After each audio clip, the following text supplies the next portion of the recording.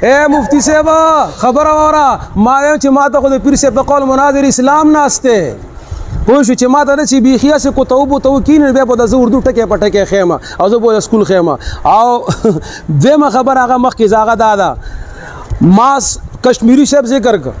ما صفدر صاحب ذکر کا وہ سب پوری وہی چې زباله به صرف صفدر صاحب خې صرف صفدر خې اوس زر ولی خان صاحب او بل صاحب راواغستو د کشمیری صاحب مقابل کې صفدر صاحب دغه زر ولی هاشم ذکر کړه الله بندا لګ د الله نه ویریګا ما ویل ابن قیم وتعالى سنت وای کشمیری صاحب علی سنت وای تمام امت وتعالى سنت وای او دی وی زر ولی خان صاحب پلانې صاحب وتا سوی آفرین برقل غلام جان مفتی سے مبارک دشا چې د کشمیری سے مقابله کې دی راته نننی مولیان ذکر کړه من دقه وایو چې دا کابر علماء دیوبند هټ کر مرکزی داویدار د دیوبند اهل البدعت یا کابر دیوبند پریخي دي مونږه کابر دیوبند پیش کو چالو سنت وای د وسنی اخوا دی خو مولیان زما مخالفین ذکر کوي چې هغه ویني دي درېمه خبره دا د کتابونه پیش کړه ټول مرګو دنیا واوریدل وای ما سره کتاب